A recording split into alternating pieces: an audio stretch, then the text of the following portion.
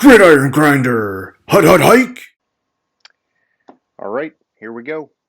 Friday night, Gridiron Grinder time. I'm Ryan. With me, as always, is my buddy James. Just a couple of dudes hanging out, talking about what's going on in the NFL each week. This is episode 115.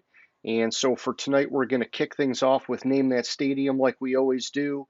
Then we'll hit our recap of the news from this past week. After that, we'll jump into our week five power rankings and game picks. And then last but not least, we'll close it off with question of the week. And so for anybody who is new to the show, we just want to throw out there up front. These are fairly long episodes. We do bookmark everything in the show description if you want to bounce around and just kind of hit the things that you're most interested in. For anybody who's coming back, hey, we appreciate the support. We hope you like what you're watching here. And yeah, with James, all that being said, how's it going tonight, man? It's going good. And real quick, you want to turn your video off, turn it back on, because either my internet's bad and you froze and it's good, but just want to double check that. Oh, we're having some tech issue. Yeah, you're doing this. All right, how's that?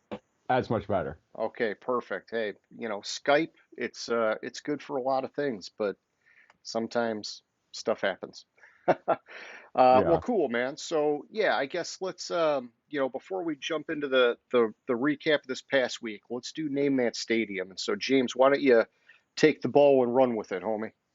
So I am traveling the country when my wife lets me out of the house, and I go to a stadium for a home game, or generally during the season, a stadium that's hosting an NFL game. Um, I try to stick with that. There's generally some rhyme or reason why I'm doing it, why I choose that one. I try to make it make sense, and the first person to guess it will get an extra special shout out in the Oh following week's yes. show. Um, but last week I fucked up. You fucked up. Okay, how so? I got confused about the state of Ohio, and I went to Cleveland instead of Cincinnati. Okay. And I didn't realize it until today. So I just completely fucked up. Since Cleveland wasn't hosting the game, I meant to be at Cincinnati because I thought Miami and the Bengals was probably the best game of the week. It turned out not to be. I mean, some scary shit happened in that game, but maybe I'm glad it wasn't there Yeah. after that. But you know, I just I was rushed and I grabbed the wrong file on my computer. I grabbed Paul Brown Stadium instead of whatever it is in Oh, Cincinnati. yeah, I'm It's drawing a no, it's blank. Paul Brown. It is Paul Brown in Cincinnati. It's First Energy in Cleveland. Okay, yeah, there we go. There we go. Yeah, and hey, Paul Brown used to, or the Brown family, I think it was Paul Brown actually, started owning Cleveland. Then when he was kicked out of the NFL, bought a team in the AFL, the Cincinnati Bengals. So he got the right owner or right original owner at least, but Yeah, they're connected in some way, shape, or form. Well, let me ask you, man, do you see yourself doing any international travel this year? potentially Maybe. there's there's definitely potential for it. I don't know. I've heard Germany's nice this time of year with Oktoberfest. Oh yeah, das ist gut, mein Freund. Maybe might go there. We'll see. Okay, well, hey, just asking. We had the London game last week, and the NFL, they're getting out there, man. They're getting out there. All right, well, yeah, let's move on here, and we'll do our recap of the past week. James, sticking to kind of the format of these last few weeks, let's just talk about some of the surprises from week four, and then we'll jump into maybe some of like the notable injuries, and we'll kind of go from there. And so, looking at some of the surprises, and I don't know, like maybe a surprise to me, maybe not to you, I don't know, but that Viking Saints game we were just talking about London, man, it was such a strange game, but it got really exciting at the end, and so I don't know, Hmm. maybe that's where I felt like it was surprised, like it was like I don't know, just kind of just like a hodgepodge boring game, and then all of a sudden it was like, whoa, like fireworks left and right at the end, man. What did you think? You know, I picked the Saints to win, and obviously I got that one wrong. But I thought I was surprised at how well the Vikings are playing, and just how shitty the Saints are playing Yeah. this year. And I think that's kind of more my surprise. Like, I mean, yeah, there were 23 points scored between the two teams in the fourth quarter, and which was what, there was 63, so that's what, a third of the points were scored in the fourth quarter. So, I mean, it was like 7, 13, 10, and then so 30 were scored in the first three quarters and 23 in the fourth. And it was like late in the game too that Oh yeah. those were scored, including the game, the field, like two field goals back, basically back to back. Yeah, because Saints kicked a field goal, took the lead, and then the Vikings drove the field, kicked a field goal, took the lead, and then the Saints almost won the game, or tied the game. Sorry. Yeah. So it was in the last 4 minutes of the game that 13 of those 23 points were scored. Oh yeah. So, so I mean, I could give you that. It would be a surprise. I don't know if it would be top of my list for surprise. You might be going in order of games and when they were played. Like there are a couple other games that I would think would have were bigger surprises. Well, yeah. I mean, I would say, I don't know, maybe another game that had a surprise element. Let me, I guess, just say it that way. Was the Bills against the Ravens. It just like the way that game started, the Ravens completely dominated. Buffalo Hmm. did almost nothing in the entire first half, and then it just 180'd, and they came back to win the game. And I thought, holy cow! Like I like Buffalo a lot. I think Baltimore's a really good team too. It just seemed like with the way Baltimore came out of the gate, I thought they were just going to control that game. Like, yep, it's just not going to happen for Buffalo today. But I thought that was a surprise that they just like Yeah, flipped the switch and ended up coming right back, man. yeah, it was, and I think a good portion of the Ravens losing falls on Harbaugh because they were, what was it like? I'm trying to think when the interception was. It was late. I mean, it was obviously late in the game. There was like a minute left or something. It was like fourth and goal on like the 1 yard line, and the play didn't really make sense. Like that pass, and it was a terrible pass by Lamar Jackson, but that play just did not make sense, and he threw the interception. I think it was 4 minutes left in the game, not 1 minute. Buffalo killed like 4 minutes of the game, and then what I found interesting about the end of the game was like with a little bit over a minute left in the game, Baltimore was trying to let Buffalo score, Okay. and because they realized that that's the only way that they Yeah. could win, they could had a chance in the game was if they allowed Buffalo to score, and the running back went down at like the 1 yard line, and then Buffalo was able to kill out the clock and kick the game-winning field goal as time expired. So I mean, I thought that was good situational awareness with both teams.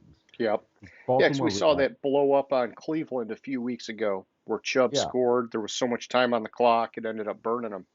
yeah, but to like actively actually try to allow a team to score, I thought it was a good decision, but it was a surprise because you never really see that at this level where they think, oh well, we can stop them, or we'll get an interception or whatever, figure out a way to stop them. So we'll just try to keep them out of the end zone. And but I thought that was good, really situational awareness. Well, so let me ask you, were you surprised at all about Atlanta getting that win over Cleveland? The win wasn't a surprise. How well that defense played was the surprise. Yeah. The Atlanta defense, like I think, and I seriously struggled with this week's pick in my model. Like it has it so close, and I almost overrode the model to say Atlanta was going to win with Tampa Bay because that defense is playing phenomenally, which is a surprise because that's not how Atlanta's been in the past, and they don't really have that many names or Nope. big time players on that defense, but they've been playing really good. I think I mean they're fairly. I'm trying to remember how many like the points a game. Like it's like in the 20s, I think, like points a game they're allowing. Yeah. I mean, like the high, yeah. So they haven't allowed they let the Rams scored 31. Outside of that, it's been 27, 27, 23. But the defense, I'm sorry, 27, 23, 20. Um, but it's just like that defense is playing, I think, really well for their lack of talent that Yeah. I see. Yeah, and for me, it's like I look at it as Cleveland faltering a bit too. It's like Cleveland running the ball has been dominant like they always are, and it's tough watching their passing game because Jacoby Brissett, he shows us a lot of good, but then he also just kind of like randomly fizzles out at different parts of the game, and it's like just that little bit of inconsistency is stalling out that offense, and it's like shifting momentum in these games. And so and then the same for their defense. Cleveland, they've got, at least at the starting level, a lot of talent on that defense now, and they're just really not showing it consistently from the start to the end of each game, and it's been kind of burning them a little bit this season. Hmm. Well, what about the Detroit game against Seattle, man? Fucking 48-45. Seattle gets the win. I think it was a shock that Detroit just keeps putting up these kind of points. But I think we also kind of knew neither of these teams really had much by the way of defense going into it. I just still wasn't expecting that many points. Oh, like I was expecting a high scoring game, not that high. Like it was probably about because I had it like at like 30, 33, around like 38, 33. So not quite that high, but my shock, and I don't know if I would say I'm shocked with how many points the Lions are scoring. I'm more shocked at how many points they're allowing. Yeah. Uh, Well, offensively, they did have three starters out. And so, I think it's impressive that they could keep it moving that way without Swift, St. Brown, and I think they were missing a guy on the offensive line again. But yeah, the defense has just been yeah, atrocious. yeah. So like, and you look at the Lions team statistics. They've scored one less point than they've allowed. They've And, scored one less point yeah. than they've So allowed. they've allowed total of 141 points this season so far, which is 35.3 per game, and they've scored 140. Yeah, and yet only one win, you know. It's a bummer. Yeah, so I mean their defense is just it's, It's it's tough, and ridiculous. I like Malcolm Rodriguez. He's impressed me so far for being Yeah, a sixth round guy. he's Honestly, impressed me, and every week in and week out he seems to be getting better, yeah, and which is impressive. it might sound a little crazy, but I think Jeff Okuda has actually shown some good tape so far this year. He's had some bad Hmm. tape. I'm not going to say it's all good, but from where he's been, he's had some moments where it's like, okay, maybe this guy's actually going to be that starter level guy we want. But um, Hutchinson, okay, he had that 1 3 sack game. It's looking a bit fluky. He either over pursues or he doesn't hold the edge, and it's been kind of maddening watching him. Anzalone, he seems to be kind of flying all over the field, but it's like, man. a lot of missed tackles. It just, and not just him, but like the defense in general. And Mhm. it's tough, dude. It's tough watching that defense, man. Yeah, well, like the problem I see with the defense is they they try to go for the big hit and the shoulder tackles. They're Yeah. not really good at wrapping up. Yeah, and if you're going big hit, you got to learn how to punch the ball out or do something because Mhm. it's like they're going for the big hit without those kind of tricks in their, up their sleeve, and so it's not it's not yielding the turnovers or, whatever they think they're going to get out of it. Yeah, it's just it's you need to wrap up first and before you go for the big hit. I agree. The craziest thing and the craziest stat of the week is Geno Smith has the highest completion percentage of any player in the NFL right now. Oh yeah, man. He was like ultra safe going into that game, high percentage, and then it was just like in that game he went like all Madden on us and just Hmm. like did anything and everything he wanted to. Yeah, he has a 77.3 completion percentage. Yeah, that's wild. I mean, I remember back in the day, good quarterbacks were throwing 60%. And there were Hmm. people that were like, "Oh, they'll never get to 70." And now it's like you got guys 75 plus on occasion. It's Yeah, just and wild, man. he's a good 7 percentage points ahead of the next most, which is Stafford, Okay. ironically, Yeah, that's at wild. seven at Sta 70.7. yeah, Stafford frickin' leading the league in picks again.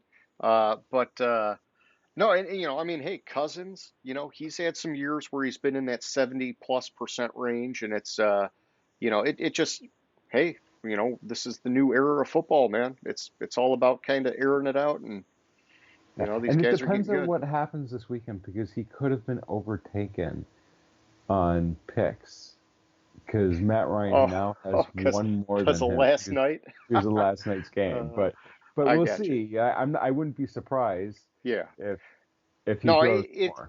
it's tough, and I know that you kind of like to shake me down a little bit for picking on Stafford, but the reality is their offensive line has been just freaking awful this year, and that's a part of the reason that he's struggling the way that he is. They just have not been able to protect him, like not even at all. It's been horrible. All right, what else you got? Any other surprises?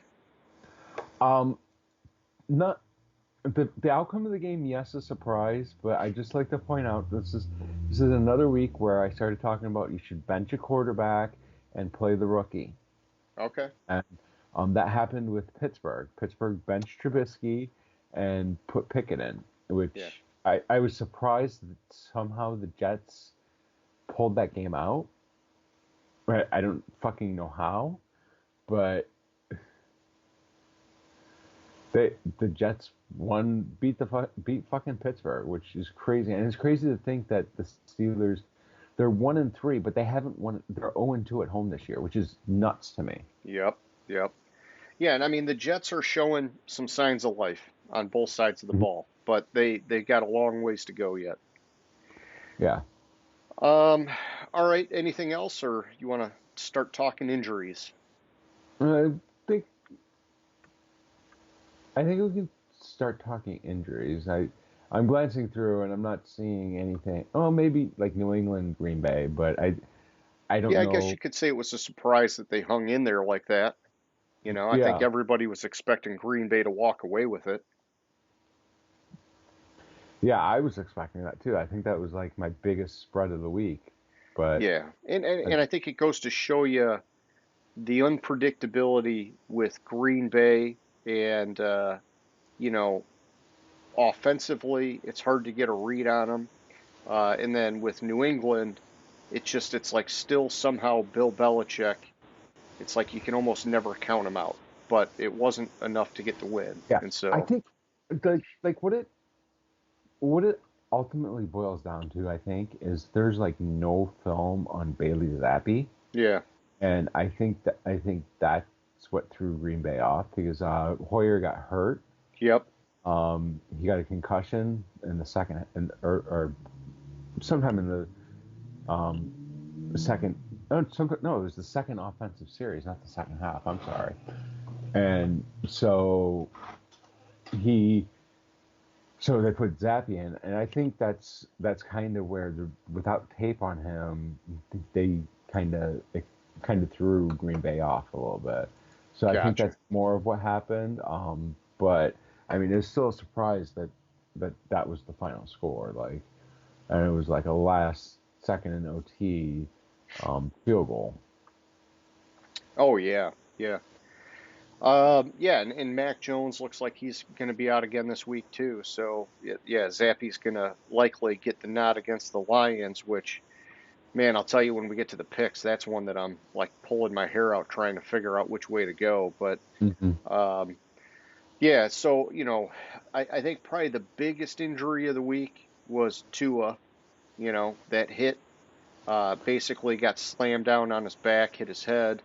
Like parts of his upper body kind of like seized up, and they talked about how that's like, the body's natural reaction to kind of that head trauma. Hmm. Scary moment, man. And there have been like a lot of people come out since that's happened saying he should be thinking about retiring from the NFL, that this is like not good at all for him. And uh, I don't even know, man. Pretty wild. So, so like the Tua thing. First of all, no way in fucking hell should he have been playing that game. I don't care who they're playing. Um, so you remember the Buffalo game, and he went back in the game, and Yep. there's the NFLPA wants to investigate how the protocols were followed in that game, because how he was initially out because of a head and neck injury, but then it was, oh no, it's a back and ankle injury, so he can go back into the Yeah. game. And then but they were still so concerned about it. On Monday and Tuesday, they were testing him for a concussion. So Yep. if you have that concern and it's the short turnaround, you can't play him. I don't care how important you think the game is.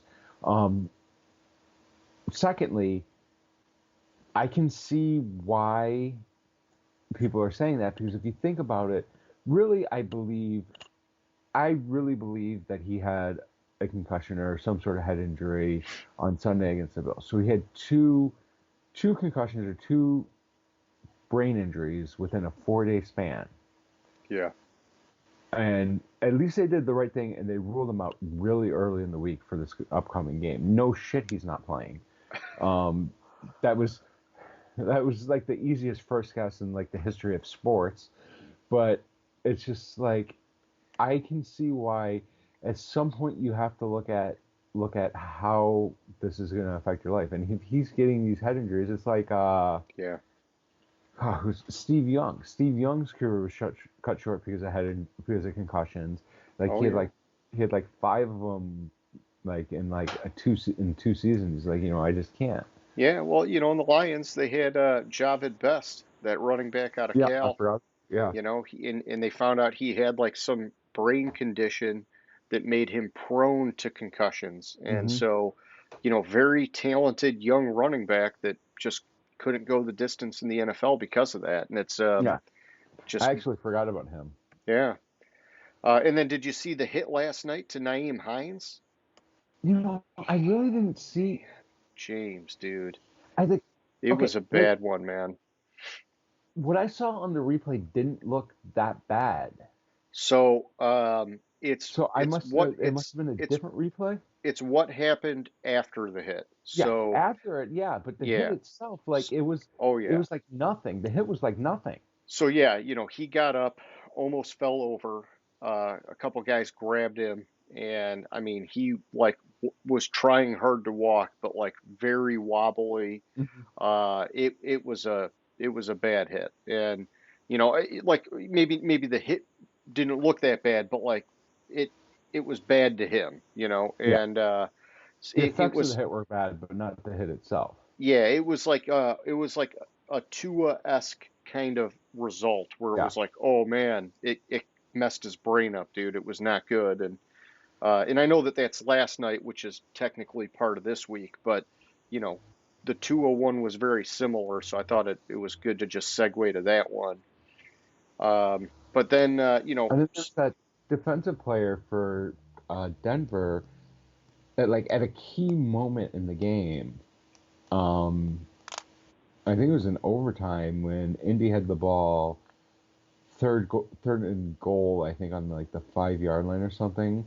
It's the linebacker that was they stopped the game, like, and it ended up leading somehow to an Indy delay game because of how the rules are for when the play is stopped and what they do with the play clock. But I forget who it was pulled out of the game because oh, yeah, I'm trying to remember, but I know it was a weird delay of game, and Matt Ryan was like pissed Mhm. because they didn't reset the game clock, and they also didn't tell him that they were going to start it at 10 instead of 25. But yeah, I forgot it was like that series of events that led up to that. Yeah, but you could see, like, the ref was kind of coming out of the huddle at like 8 seconds left. So the ref had to have said something in the because why else would the ref have been in the huddle but to tell him that that by rule that's a 10-second game clock or play clock. Yeah. Hey, either way. But yeah, Garrett Bowles, I saw last night he broke his foot. So yeah, last and then going into the game, you had Shaq Leonard ruled out, Jonathan Mm. Taylor ruled out. Was that the play that no, because Randy Gregory didn't play last night. He got put on IR last week. Um, yeah, just a lot of injuries, man. And then you got Kenny Galladay with the MCL sprain. He's not going to London this week, and excuse um, yeah, yeah, um yeah. Not excuse that me, I had not to that clear that my throat. matters. He might drop the game winner again. Who knows? But you know what I'm saying. Yeah, but since we mentioned last night's game, fucking Nathaniel Hackett Yeah. cannot manage a fucking game. No, And they he's hired somebody as a fucking game manager and they still fuck up. yeah. Like, okay, so 4th and 1, I understand possibly trying to rush to the line and go for it. But to rush to the line and then sit there and call out plays Yeah. and give Indy the time to call a timeout, and then coming out of the timeout, you have to fucking call a timeout, It was and poor execution. then to leave Russ in the pocket, and Russ, it was a terrible forced throw by Russ Well, that okay, but hang on, because Cortland Sutton should have came back towards the ball too. I think a lot of people made a lot of mistakes at a very critical time. I don't want to put it all on Russ. no, I was getting there. All right, But all right. but Sorry. like I thought he tried to force it into a Yeah, situation that he shouldn't have. I First of all, I don't. Once Indy called the timeout, I thought they should have put the field goal team on there because now you've lost the moment of surprise, I thought the same thing. Yeah. and that was the key there. And I mean, who gives a fuck if you end in the tie? Kick the fucking field goal. You you're coaching based on your mistakes in the past, and each game has to be its own situation. Oh man. All right. So Indy had that tie earlier in the year. I just, I'm sure it's happened, but like I'm trying to remember the last time a team had two ties. Oh, it's been I looked it up but I forgot. It's been a long fucking time. It was I want to say it was like the 70s. Okay, yeah, it seems like that would be a rarity that you'd have two ties, but hey, anything can happen, right? So, uh, yeah, and, I'm sure there were more injuries. There always are. Uh, I mean, I kind of look at the roundup every day, and there's always some guys getting added to that. But um, these were the big ones I picked out. Was there any other ones that you caught up on, James, that you wanted to mention No, I think there's a so here's an article about um what the fuck? Why are you not working? about the double tie? Yeah, I think I gotta change the battery in my mouse. But so anyways, last time, when was the last time an NFL team had two ties? And this is from 2018. I don't think it's happened since then. So it was 1973, Okay. but Yeah. that was the last year before the NFL put in overtime. Okay. Um, So and there were since there's been overtime, it's not happened as far as we Yeah, know. and there were four teams that season that had two ties. Cleveland at 7-5-2, Yeah. Kansas City at 7-5-2, Denver at 7-5-2, and Green Bay at five Seven, seven two. 5-7-2. Yeah. So hey, they fixed the glitch, is what you're telling me. They fixed Yeah, the glitch, James, and now it's a very rare occurrence. All right. Well, here, I wanted to kind of continue some of the momentum that I brought on last week about some Central Michigan players making waves in the NFL, James. And we talked about Cooper Rush last week. He won yet again. Fire up chips. He is now the first Cowboy to win his first 4 games as a starter. I did also see the other day, and I hope I'm repeating this correctly, but the first player in the NFL to win his first 4 starts with a QBR above 85 in each game, which I thought was impressive.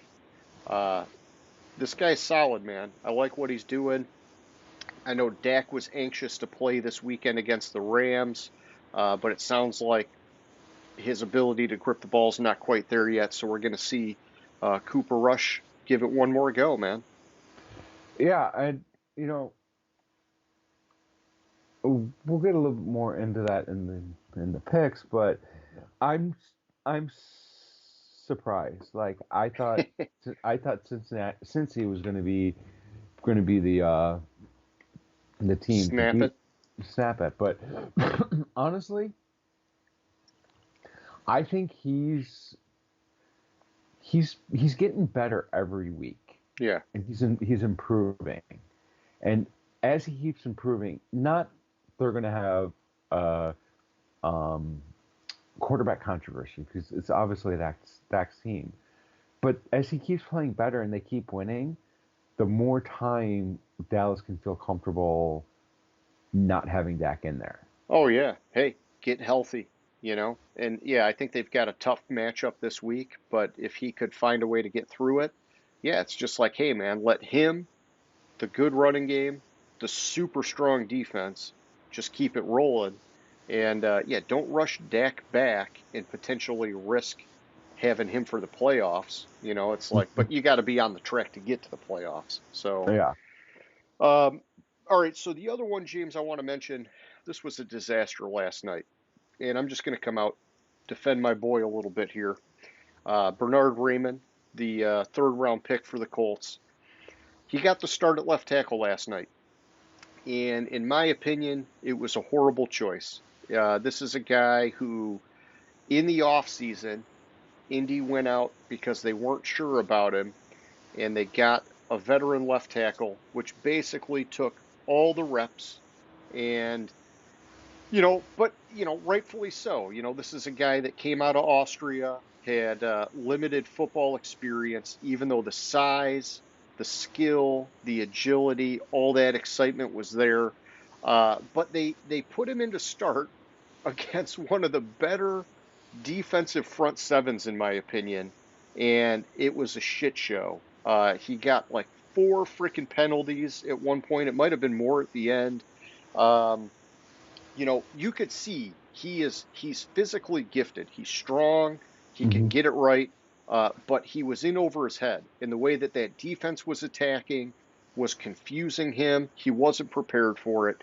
I just, with the way Indy has been such a disaster this year, I'm looking at like Frank Reich, like, hey man, what are you thinking? Like this was just, it's like if you really want him to be that guy, you should have given him way more reps going into this with the starters, or you should have picked a better chance or a better way to ease him in than to do something like this. And so I know I'm being defensive, and I gotta be, but I don't know. I just think a little bit of poor coaching, poor strategy, in my opinion. Yeah, I agree with you. I mean, it's kind of against Denver. I mean, Denver's defense has been playing solid. Their offense has been dysfunctional, but their defense has been playing solid. And you're already down your starting running back and an offense that's been sputtering, and you have to be able to protect the quarterback. You have to be able to block the run. I see what you're saying 100%. Yeah, they could have made a better choice, but it is what it is. And so then, James, I was going to talk about Kenny Pickett. You kind of already hit it with the Steelers sitting at 1-3. They're making that quarterback change. He's going to get his first start You this week you against froze the again. what's that? Oh, I froze again. Yeah, Well, let's do this one more time. How's that? Better? better. All right. Yeah, so Pickett, he's going to get his first start this week against the Bills. Man, you talk about throwing the kid into the fire. The Bills have been playing rock solid football, but I get it. Pickett's the quarterback of the future. I would just hate to see them like David Carr him, you know? Mhm. And I think maybe it's actually going to be okay because I looked at the injury report earlier and Buffalo has a lot of guys from that defense that got ruled out. And so maybe this isn't as bad as it looks on the surface. Yeah, I don't think it's that bad. I think Kenny Pickett he has he has the if factor. He like we said going into the draft. I thought he was the only NFL ready quarterback. I thought that I was talking last week that they should have started him against the Jets. Um, so I was like what like a half off. Um, he kind of he already had his rocky start to his career. I mean, he had two touchdowns through two rushing touchdowns, but through three or four interceptions. Yeah. So he had that rocky start, and it's the quarterback wasn't the only issue there. So I don't think you're going to see much improvement with this team No. until they get a better offensive line and fire Matt Canada. But that's another story. Yeah, Um, yeah. TJ Watt, still out. Like yeah, you mentioned, the offensive line is rough. I think maybe the benefit of switching to Pickett is that he's got like a wicked quick release, man, and so yeah. that could help offset some of that weakness on the offensive line when he's ready. Like he might not be ready to make those quick decisions just yet, but hypothetically, it could bode well for that team.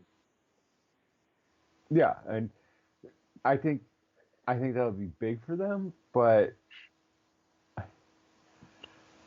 I just think it's time to rip the band-aid off and just do it. Like Shake it up. it's not working what you currently have. Your team's struggling. Like if you look at them, they really should be 0-4. Yeah, If it weren't for a bad snap on an extra point, they'd be 0-4. yeah. So, I mean, they definitely need to shake it up and do something different, and hopefully that's the spark that they get the spark that they need.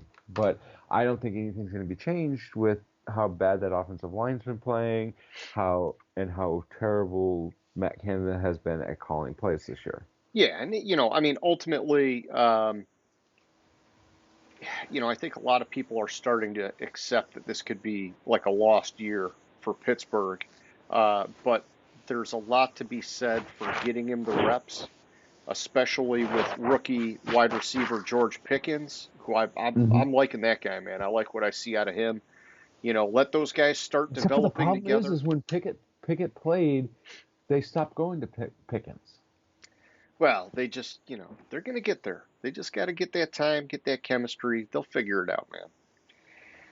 All right. So then, in other news, James, I saw Andy Isabella, the former second round pick of the Cardinals. He was released. Kind of had an underwhelming couple I of missed years with that. them. Yeah, so he got released and was like basically immediately picked up by the Ravens. And so, I think they're willing to kick the tires on him. We've seen the potential. He's just always kind of hovered in that like wide receiver four-ish kind of range. Yeah. Uh, but he has like some sparks here and there, so maybe the Ravens will be able to pull something else out of him. And then other wide receiver news: Cole Beasley.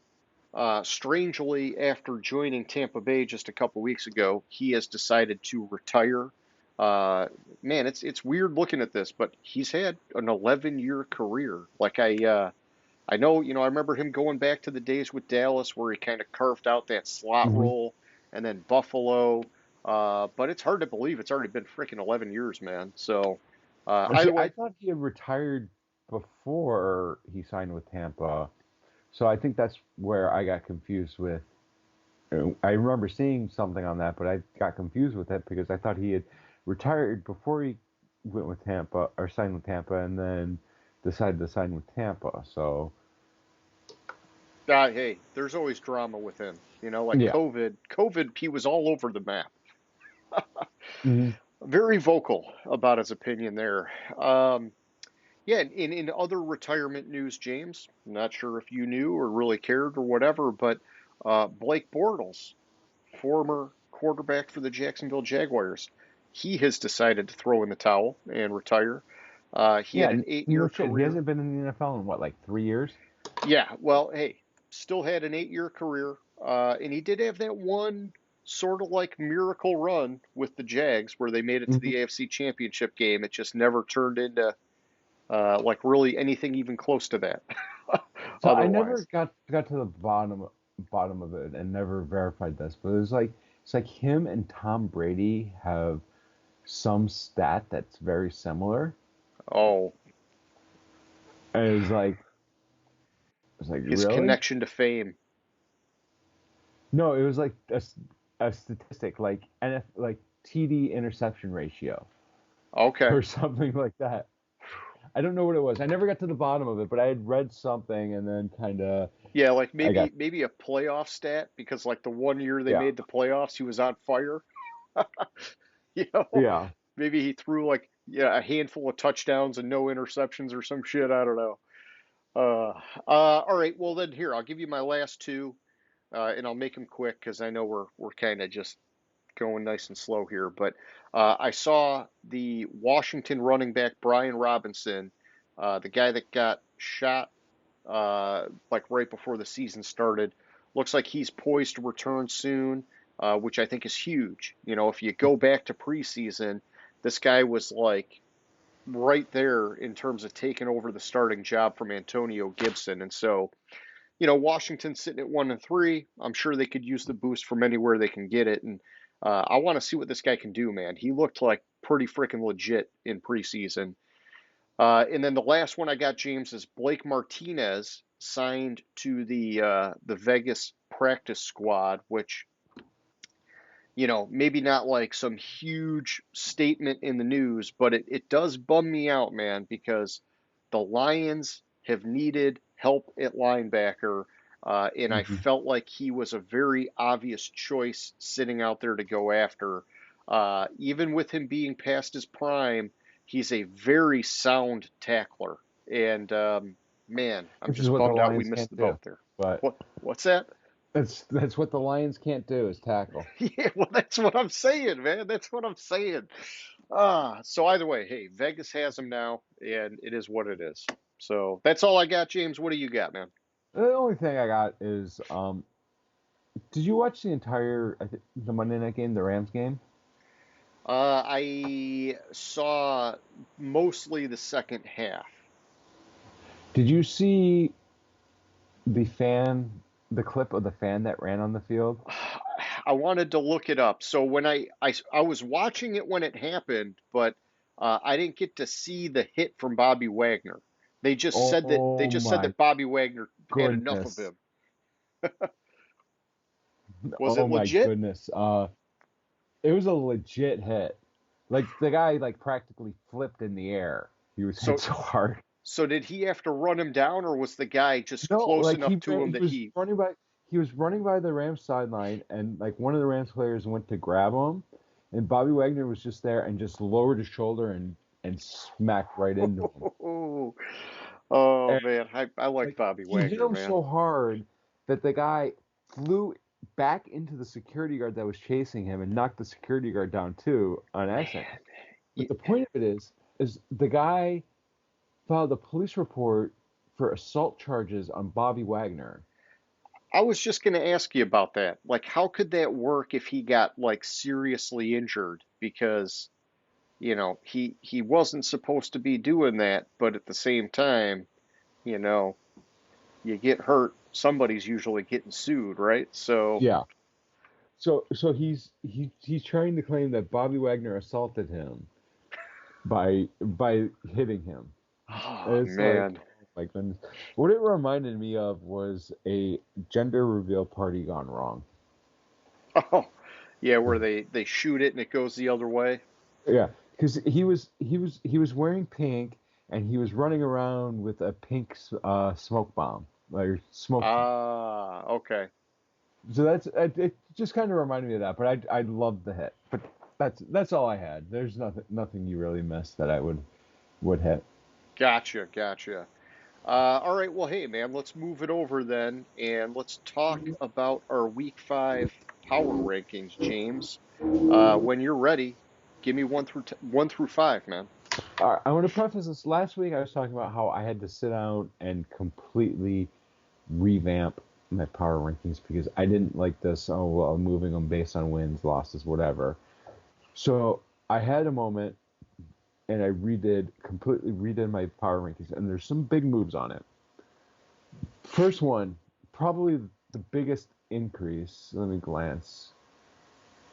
Yeah, I think the biggest increases are at 1 and 2. I moved Philadelphia up 10 spots to number Okay. 1. I they're they're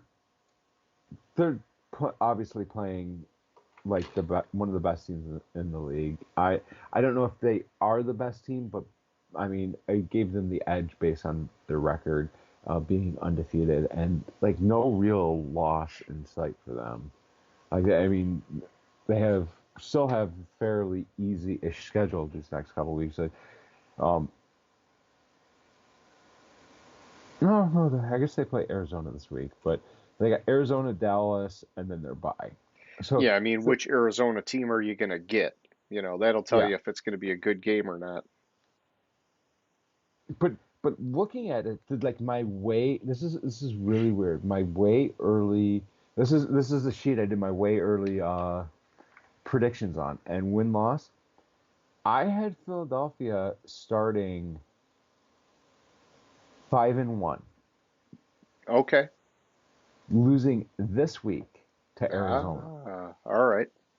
So I had them at 4-0, and I guess I'm not surprised that they are 4-0, but I mean, hey, I completely revamped. I don't even I think I have two teams from last week's top 5 still in the top 5 this week.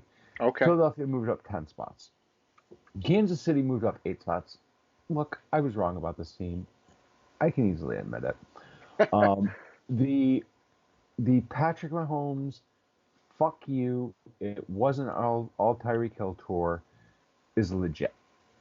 I mean, what did they win? Like 41-7 last week? Yeah, Tampa Bay's not playing as good, but they still have a legit defense in Tampa Bay, and Mahomes just lit them the fuck up.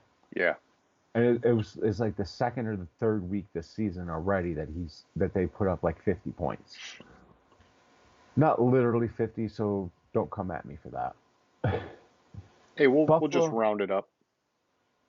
So I missed one team. It's 3 teams, but no, two teams because it's Buffalo, who I had at number 4 last week. I have them at number 3 this week. Um, Look, Buffalo's defense is legit. I still have a little bit of concerns with all the injuries they're having on defense. Yeah. But I mean, there's even though they're having the injuries on defense, their defense is still playing phenomenally. And I mean, Josh Allen, I think they need a run game. But the win this past week against Baltimore, a past year, or even going into this past week, I think we talked about it where Buffalo the last 2 seasons, they're like 0-7 they were like 0-7 or 0-8 going into last week's game or this past week's game in one tour games. Yeah. At number 4, I have Cincinnati. I moved them up 3 spots, and this is kind of a funny one if you look at it because they, based on this past week, I don't know if 3 spots was warranted, but also you have to consider that they beat Miami, who I had at number 3, and then so obviously by when I got to this spot, I was moving Miami down, and when I looked at it, Cincinnati and Miami were so close that I was like, okay, I have to put Cincinnati ahead of Miami because they just beat them, and they beat them pretty handily. Yeah, and At number 5, they were up when Tua was still in the game too, and so yeah, there's a lot yeah, to but be said for that. it was 15-12. Yeah. It was 15-12. Be fair about it. It was I'm after trying to that. help you here, man. Yeah, no, they were up. It was like 15-12. The trajectory of the game when Tua got injured, Miami was going to win the game, Okay. and that changed the trajectory of the game. Completely changed it. But I'm not discounting them because of that. They can't control that. But when it came down to it, like if I moved Cincinnati up, I had them at 7. If I moved them up 1 spot, and then when I got to Miami and I was moving them down, I had Miami moving down 1 or 2 spots, and I want to see what happens without Tua, how long Tua's out. But so if I move them down, so I have Cincinnati at 6 and Miami at 4. I mean, I got to put Miami below Cincinnati, Gotcha. who I have at 5. Who they dropped 2 spots this week. Okay. All right. Well, yeah. So kicking it over my way, James. I've got Philly at 1. I bumped them up 1 spot from last week, which was fine. I was tempted to put them at 1 last week, but I ultimately gave that to Miami, and it's Philly's time to shine now, so that's cool. At 2, I've got Buffalo. I bumped them up 1 spot as well. Hey, we talked about it. Kind of a rough first half against Baltimore, but they persevered. They still got one of the best rosters and coaching staffs in the NFL, so I like them there. At Green Bay, this is where it gets a little dicey for me. I moved them up 2 spots. You know, it's kind of just because of the way the board helped them out here. Because honestly, they barely beat New England, which was kind of a loss for me, in my opinion. But they are sitting at 3-1. I do think when you compare them to some of these other 3-1 teams, they are highly suspect. But I'm giving them the benefit of the doubt for now. Then at 4, I've got Kansas City. I moved them up 2 spots. I thought it was a solid win over Tampa Bay. And, you kind of hit on it. Tampa Bay's got a solid defense. That Kansas City offensive line played really well. And Mahomes, he's kicking ass. And then at 5, I've got the Dolphins.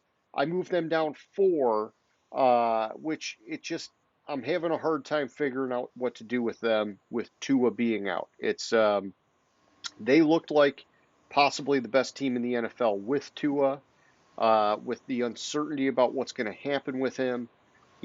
I got him at 5. We're going to wait and see what happens. Hopefully we'll have some more information and then we can adjust accordingly next week. So back to you at 6, man.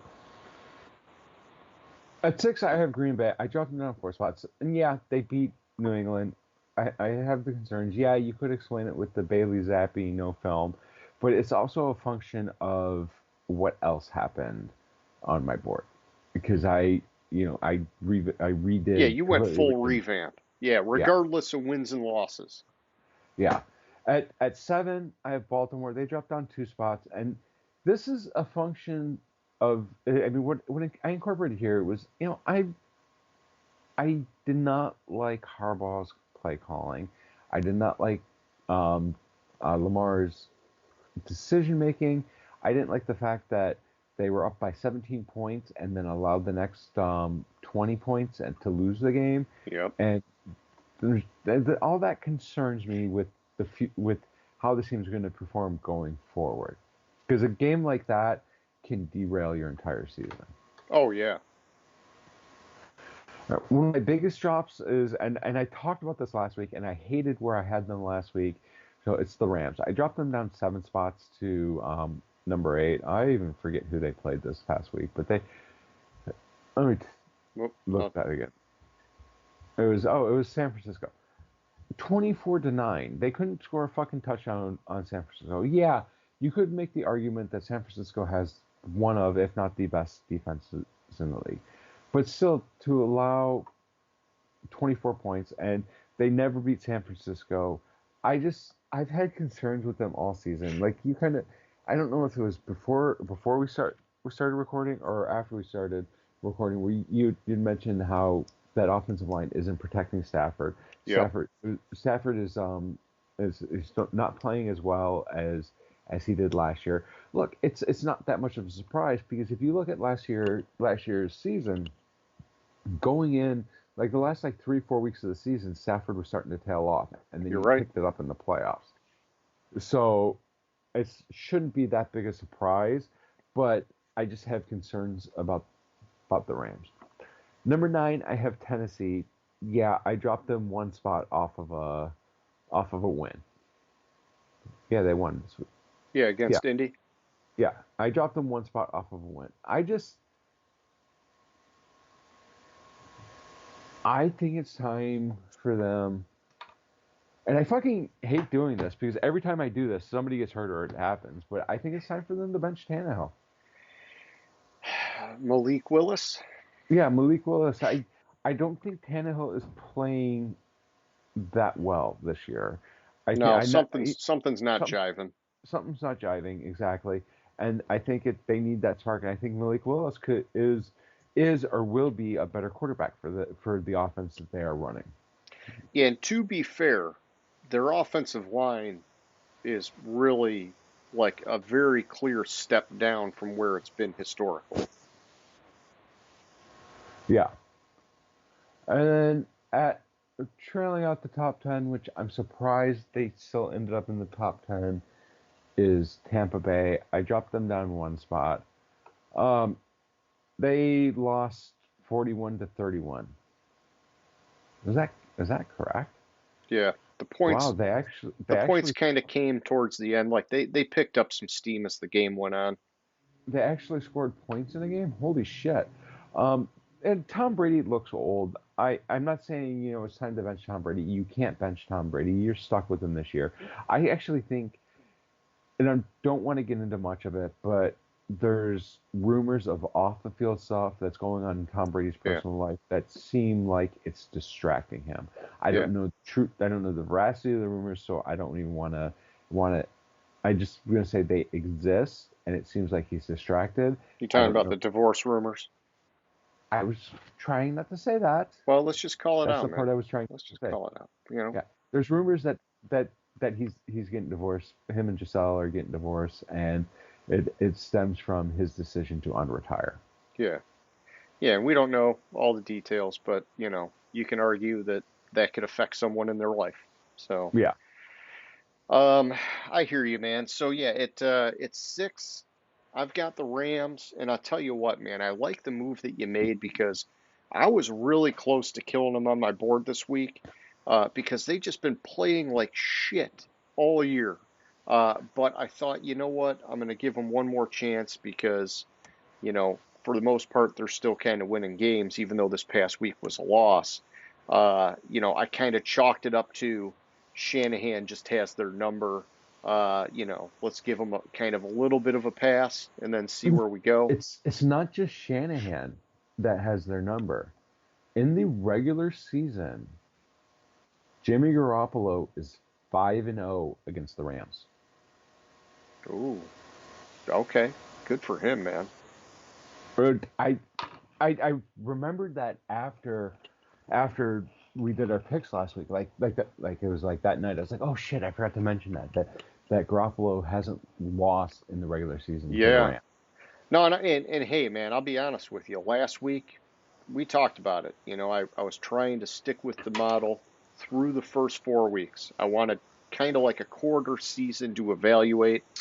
But that was one game that was hard for me to stick with because, I kind of almost look for like any excuse possible to take the 49ers, and I almost look for like any excuse possible to go against the Rams. But it just, hey, I stuck to the model, and it's all right. The model made good sense, so I was like, whatever, I'll stick with it. And it is what it is. Yeah. Uh, Either way. So at 7, James, I've got Baltimore. I didn't want to drop them from where they were last week. I felt like, hey, they played one of my top 3 teams or top 4 teams, whatever Buffalo was last week. It was bad form to lose control of that game the way they did, but I still think they're playing great and definitely belong in the top 10. At 8, I got Cincinnati. I didn't want to move them. I thought it was great they got the win over Miami. But when I look at the teams on the board, I feel like this is their ceiling for now, unless Miami and the Los Angeles Rams fall further. I'm hard pressed to put them above Baltimore and some teams like that. So then at 9, I've got the Chargers. I move them up one spot. I think this is just kind of a hopeful sort of positioning because they did get a win. And, I think for them, the real story is going to be about how well they can maintain through the injuries they've endured. And that's going to kind of have them maybe pinballing up and down the board this year. And then at 10, I got Tampa Bay. I dropped them down one spot. Like you mentioned, hey, the points came, as the game went on, they did score. Their defense struggled, and that was a concern. Um, but yeah, I'm worried about this team, man. And they did get their top 3 wide receivers back, which I think is going to help them. But offensively, you can just still kind of tell they're not fully clicking like you would expect. And whether that's Brady having some off the field issues or just that they've had a lot of kind of off and on injuries with guys. I mean, the offensive line is still very young, very new from all the injuries they've had. And so it's kind of hard for me to get a good grip on where Tampa Bay is going to be going this year. Yeah, I'll use that. Look, I'm in agreement with them at 10. At 11, I have the Chargers. I dropped the Chargers 5 spots. I see a lot of chinks in the armors of the Chargers, and it's such a Chargers thing to happen. I have definite concerns about Herbert making it through the season. I just I don't like what I'm seeing out of them. At 12, I have the Cowboys. They stayed the same. I'm sorry. Did I say that I dropped the Chargers 5? 12, Cowboys stayed the same. Look, the team, if it was, they might end up in my top 10 next week. This team is playing phenomenally. They're banding together. Cooper Rush, I mean, what can you say? 4-0 as a starter. 4-0 as a starter. It's crazy. Yeah. Then I have Minnesota. I moved them up 2 spots. Yeah, they beat New Orleans, but Minnesota's really playing well this year, and I'm surprised. They're 3-1. I'm surprised. I'm surprised. This feels low for how they've been playing, and you're comparing that to the record. Like how like you have last year Chicago was like 5-0, and it was like, how the fuck is this team 5-0? Yeah. It's not the surprise is not based on the talent in Minnesota. It's based on the inexperience of the coach that they're 3-1. And maybe I have their coach discounted too much. 14, I have Cleveland. Cleveland lost to Atlanta this past week. I didn't move them. I chalked the loss up, and it's going to sound weird. They really missed Myles Garrett in that game. Yeah. And he's supposed to be back this week, or he is back this week. So we'll see what happens before I make a decision on moving them. I didn't want to move them because it was evident that there was Myles Garrett was missing. At 15, I have Jacksonville. And I moved Jacksonville up 2 spots off of a loss to Philadelphia. They lost by 8 points. What can I say? Philadelphia has been playing like far and away the best team in the league, and for Jacksonville to keep the game that close, that shows me there's something there. There's something special there. And I think Jacksonville, I said they might be last week. I think they are the favorite to win the AFC South. Yeah, they gave Philly a run for their money, man. I thought that was an impressive showing. So for me at 11, I got San Francisco. I moved them up 2 spots. I like the win over the Rams. Um, you know, like we talked about, it seems like they've always got their number, and so I'm a little bit cautious with them at 11 because the way they started the year. But I do feel like the more time Jimmy G has, the better they're going to get because we talk about all the time. This roster's just freaking stacked, and so Mm-hmm. they're here now, and yeah, we'll see where it goes. But at 12, I've got Minnesota. I dropped them down 1 spot, which might be a little bit harsh coming off of a win. Just for me, this was one of those board adjustments when I looked at the teams around them. I felt like, and I'll just say it's like looking at the 49ers. I'm like, okay, if Minnesota played them today, I feel like the 49ers would beat them. And so I just had to make that kind of forced move on the board. At 13, I got the Cowboys. I bumped them up 1. We've talked plenty about it. Cooper motherfucking Rush, man. I'm loving it. And obviously that defense is just kicking ass. And so at 14, Cleveland, I moved them down 2. I kind of covered it earlier. Offensively and defensively, they're just kind of like sputtering out at the wrong times of games, and it's messing them up. And I'm kind of putting it on the coaching. I don't really know if that's the right thing. I'm having a hard time pinpointing it, but it's just I don't know. It's a problem they got to fix, man, because it's messing up their trajectory here. And then at 15, I got Arizona. I moved them up 4 spots, which was a really healthy bump. In James, like all I can say is this is a volatile team. When they're on, they look great. When they're off, they look like shit. And so it's like, Uh-huh. the best I can do is just say they got to be somewhere in the middle of the pack. And so 15 felt right for me this week. I have them at 16. I left them the same. I don't want to react to 1 week because yeah, I mean you hit all the points. It's like they're so up and down. You don't know which team's going to show up. I don't want to react.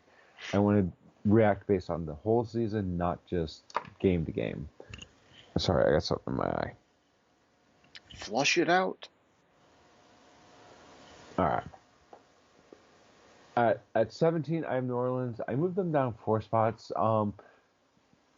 Only moving them down 4 spots is generous based on how they've been playing. And they're again going to be without Jameis and Michael Thomas this week, it looks like. So I'll get into that later. I don't like this. This team is not who I thought they were. No. The Yeah, and where do whole where do you Dennis place Allen, the no, blame not on Dennis this? Allen, Is it Denny is it Green, yeah, Denny Green. no, They it's are who we thought we are. No, they're yeah, not who we a different thought they were. Dennis. But yeah, like Denny where do Green. you place the blame? Is it on coaching? Is it on quarterback? Like what's going on here, man? So I kind of I want to blame coaching only for the fact that Dennis Allen, last time he was a head coach, the offense sputtered, and that's what's happening again. Okay. And I want to, but I don't want to because that seems to be unfair because they have all these injuries. Yeah, Kamara's been in and out, Mike Thomas been in and out, Yeah. Jameis in and out. Yeah, and so it's tough. It's I think it's like a compound kind of problem. There's more than one thing going on there.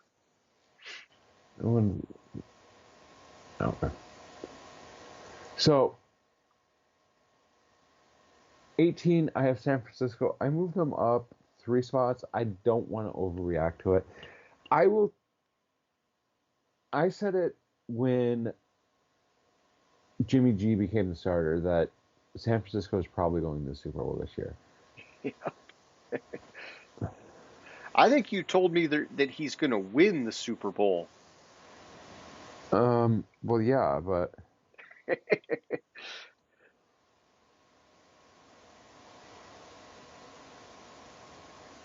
Sorry. It's okay. Just a quick text message break. Yeah. 19. I have Vegas. They moved up one spot. I think that was generous based on what I'm seeing now out of Denver. I don't like what I'm seeing in Vegas.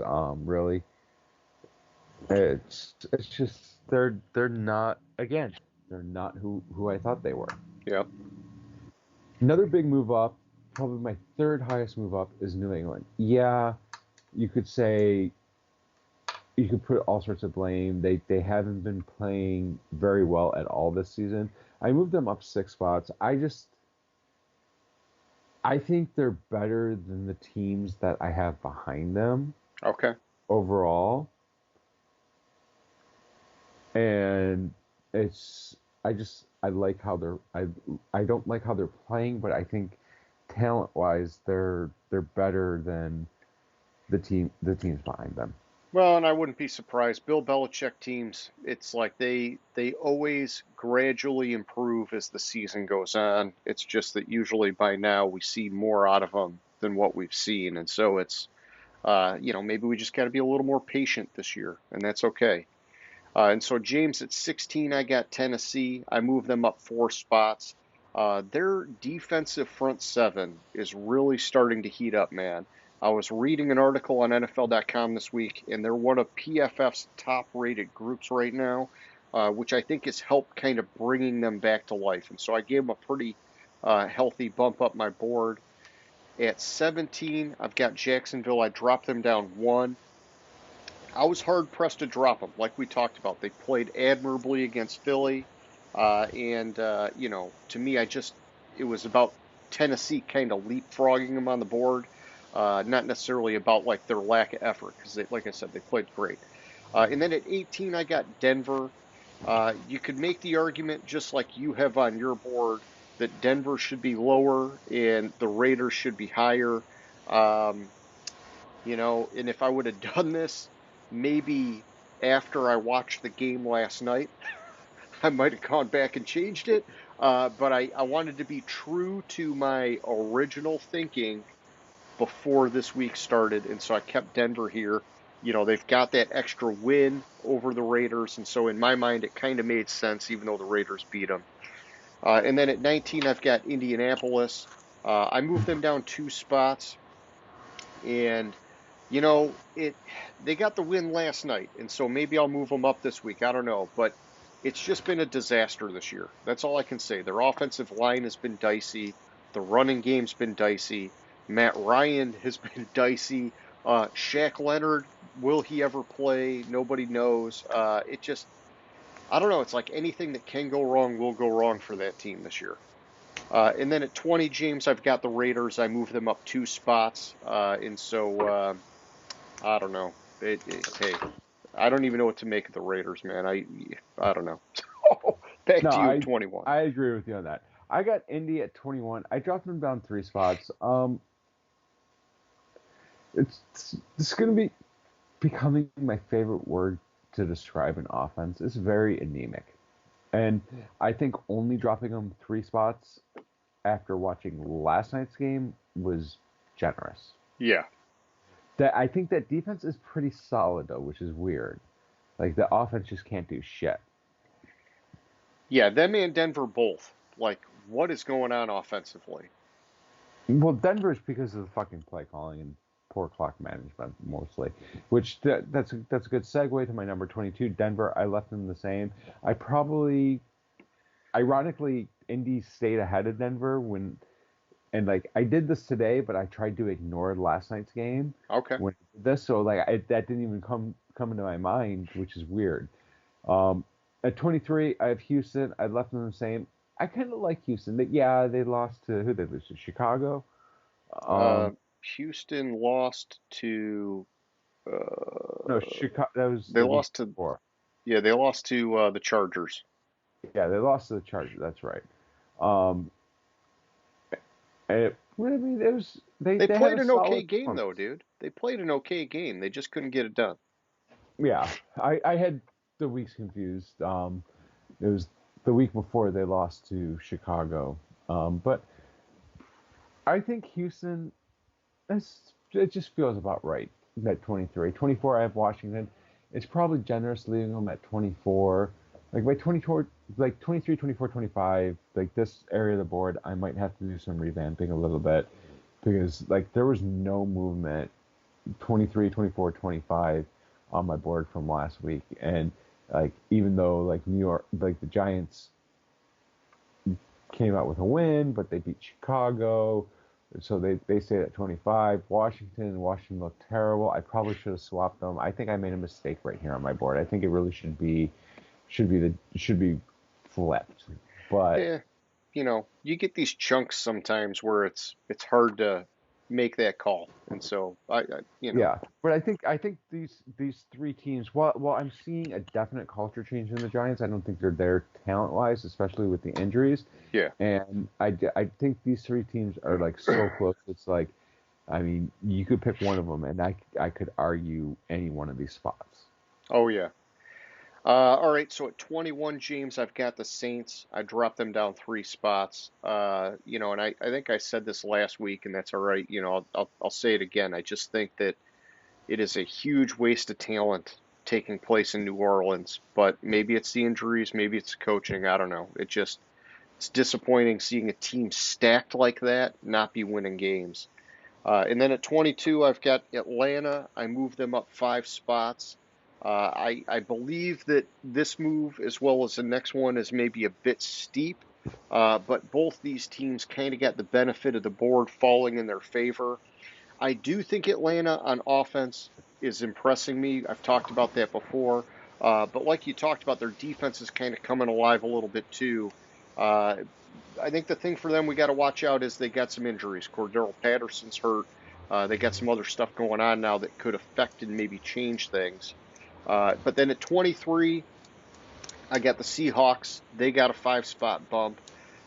Seemingly no defense, but when their offense clicks, they can win games or at least stay in games. And so they're up here for now. At 24, I've got the Lions. I moved them down 3, sitting at 1-3. These guys are fighting hard. It just, like you said, the defense, it's letting them down. There's nothing there.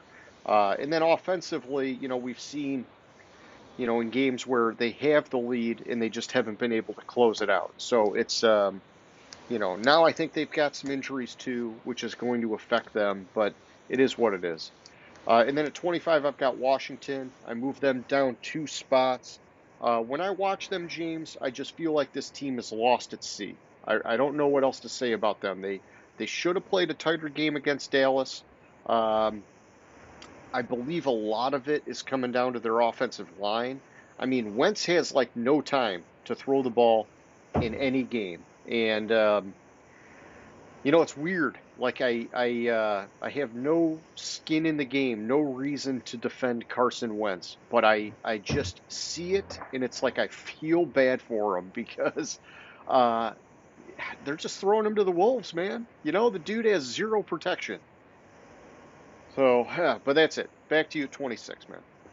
All right, at 26, I have Atlanta. I moved them up 3 spots, and this is going to be weird because I moved Atlanta ahead of the next 2 teams, which both teams lost, but they didn't move. Okay. Which is Carolina and Pittsburgh. They stayed the same. Pittsburgh. So it would have been if it weren't for Atlanta, who I think their defense really surprised me, and I think they're putting some things together there. These 2 teams would have moved up. Carolina, I think they're starting to gel. I'm not sold 100% on Baker, but it's just also kind of if you look at McCaffrey's been playing better. He's yeah, he's thank been you. getting some stats. Yeah, so McCaffrey's been playing better, and I kind of like what I'm seeing a little bit here and there. Pittsburgh, I'm really excited about Pickett starting. Maybe not this week. I read a stat, and this is going to blow your mind when I say this. Since the merger, there's one team to start a game as a 14 or not start a game as a 14-point underdog. And that's Pittsburgh. This week will be the first time they've been a 14-point or more underdog. This is the largest they've been an underdog going into a game. Shit. Times have changed. Yeah. But they're playing Buffalo. Yeah, they're playing Buffalo, and I think it's more about Buffalo. But I just thought that was crazy. Yeah. So, number 29, I have Seattle. I had Seattle at 30 last week. They moved up one spot, and this is also fulfilling a promise I said when we were going through the picks last week. I said if Detroit loses to Seattle, they will be at number 30. I didn't know it was a promise, but all right. It's good that you're making good on it. And I moved their asses down. Look, the defense has to fucking play better. The offense Yeah. is playing great. The defense has to play better. The only way this team will get outside, I was tempted to move them down one more spot You wanted to because of put them how in the bad that. dumpster fire, huh? All right. Yeah, that defense is a dumpster. Actually, Oh yeah. I'm The sorry. defense deserves to put them in there. I just got a phone call. Dumpster Fires called me and said they are offended for comparing them to the Detroit Lions defense. Well, yeah. All right. As long as you don't say the Detroit Lions in total, because the Detroit Lions offense has been on fire this year, not the dumpster fire. Yeah. All right. So James at 26, I got Carolina. I moved them down 2 spots. We talked about it. Like if they could get something a little more consistent out of the offense, they would be a lot better. They got a strong defense. McCaffrey has been playing better, a little more consistently. He's just not quite like that dominant workhorse that we're used to seeing, but he's getting the stats. He's going over 100 total yards every game.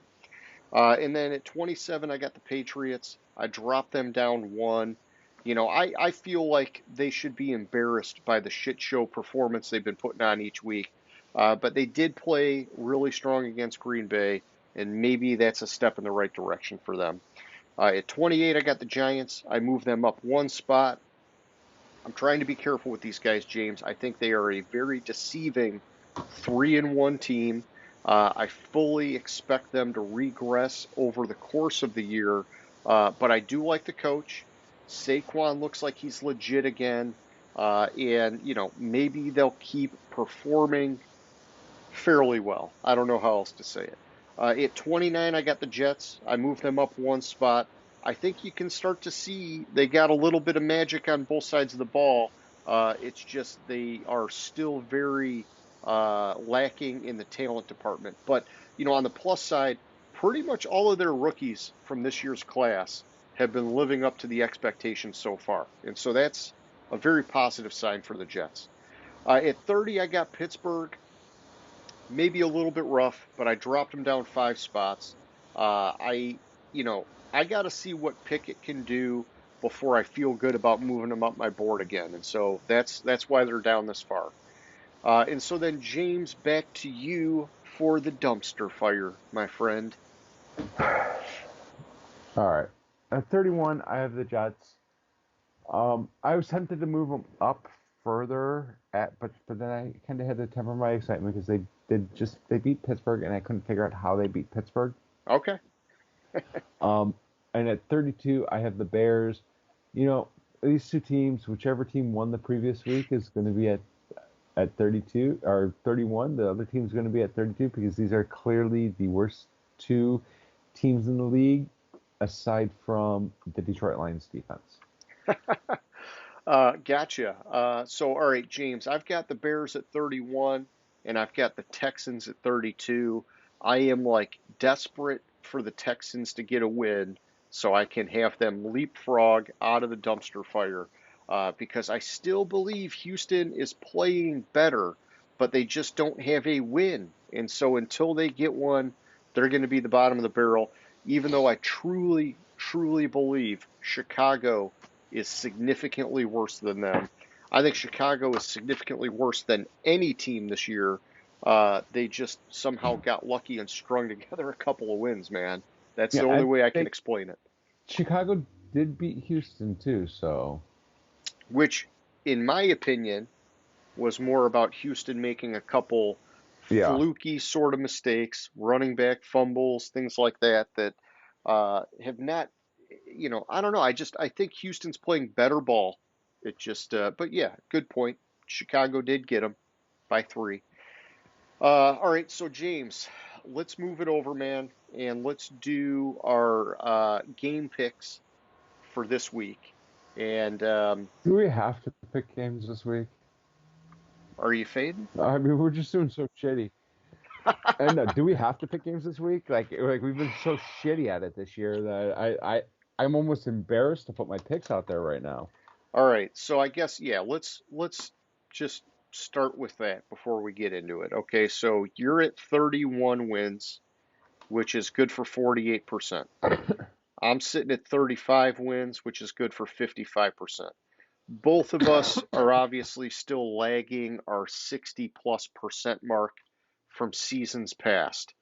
I think that, we got some work to do. We're tweaking our models and some things like that, and I think it's going to help. But I will say this, James, in last night's games, the commentators made some comments. One of them is that they talked about this year being unusual, where they kind of viewed September as like the real preseason, and talking about teams working out some of the bugs and kind of figuring out what they got in some players, because they just don't frickin' play anybody in the preseason anymore. And so, uh, I think what they were trying to say is that really the first couple weeks of the season were very unpredictable. And now we're starting to get some good information. They also made a comment which I thought was interesting, which is they were saying that this is maybe the tightest field the NFL has seen in years, if not ever. You've got one team through week 4 that is undefeated in Philly, and you got one team that doesn't have a win yet, which is Houston. Almost everybody else is sitting like pretty evenly distributed at 2 or 3 wins. That's abnormal. Usually you have a little more top heavy or bottom heavy than we're Mhm. experiencing at this point of the year. And so, I'm not, I'm not necessarily saying all this to like try and defend our picks. Maybe it helps defend it in a little bit. I'm just trying to give everybody the full picture, James. And then I guess I'll just say for me personally, I know I've shared this with you before, but I didn't want to trump my model until I got through week 4, because I felt like I had to make the proper factor adjustments, player ratings, coach ratings, things like that. But now that we're through week 4, I do believe there's also been enough on the table where the narrative sometimes has to be added in, and it maybe swings the model one way or another. And so I do have a couple overrides this week. Fingers crossed we'll do better, man. That's all I'm saying. Yeah, I this week I went straight model. Um I'm considering some overrides. I haven't pulled the trigger on it in my mind yet. Okay. So Well, last night we yeah, both fucked up. that's a good way of We putting it. I'll let you run with it. Go ahead. Last night we both fucked up. So last week when we recorded our show, we both were on Indy, Yep. and then with Jonathan Taylor being out, both our And models Shaq Leonard. and Shaq Leonard, both our models switched to Denver. So we both pulled the trigger and switched to Denver in last night's game, and obviously Indy won. So there's another loss for us.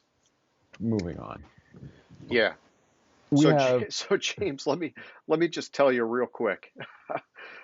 This is interesting. Is that my model, when I changed everything, um, so it had the slightest edge to Denver, except I missed one of the updates until this morning. I went and I changed it, and it had the game at a dead heat, literally a 0.00 spread. And so I don't know. I think it was just a fucking shitty game that nobody could have really predicted. Yeah, it was just terrible, and it almost ended up as a dead heat if Hackett would have done what he was supposed to do. Yeah. Um, so we have an early morning kickoff. Well, not early morning for you. It's kickoffs at 6:30 a.m. my time Yeah, that's a raw deal. on Sunday morning. So But I'll don't you wake wake up up at like 3:30 anyhow? not on the weekends. On the Okay. weekends, I let myself sleep in till seven, Not seven, this weekend. sometime between 7 and 8. So I'll turn on the TV after taking care of the kids, doing whatever. I'll probably catch the fourth quarter of the game. It's in London. It's the New York Giants and the Green Bay Packers, and I fixed my model and made sure that my model was catching this as neutral site because I think that was what my error was with the whatchamacallit, with the Saints Vikings game because it was listed as the Saints being the home team. Okay. So when I look at this game, I mean it's fairly obvious. I mean, you don't have to talk about much. Daniel Jones may play, but they're missing three wide receivers. They're missing all sorts of players that didn't even make the trip to London with them. Um, yeah, I'm concerned about how Green Bay's playing, but I think based on what's going on in this game, Green Bay is going to dominate the game, and so I'm on Green Bay. Yeah, James, I'm taking Green Bay here as well, and I was surprised to see the spread in my model has this at just shy of 18 points, which is a monster frickin' spread. I think the Giants have been playing a lot better than people, going into the season would have ever given them credit for. And so I don't think Green Bay will win by 18. I think it'll be closer than that. But the fact that the model has it that big, there's no way I could ever even dream of trumping that. I got to go with Green Bay. Yeah, I have it at 14. So, Okay. and then we have Pittsburgh, who we've already touched on. That Pittsburgh is first time ever they're going into a game as a 14-point underdog at Buffalo.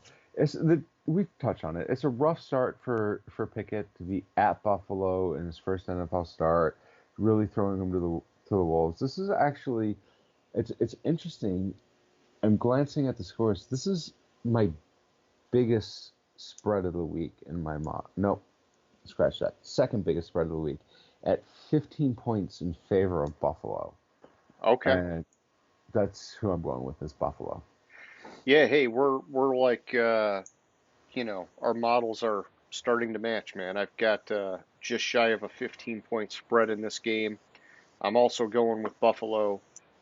In fact, the only thing that I think Pittsburgh has in their favor, at least looking at my heat map, uh, and it depends on how the game will play out, but it's the running game. You can argue they would be a little bit stronger running the ball than Buffalo, but they may not be running it much if they get behind early. So it doesn't matter.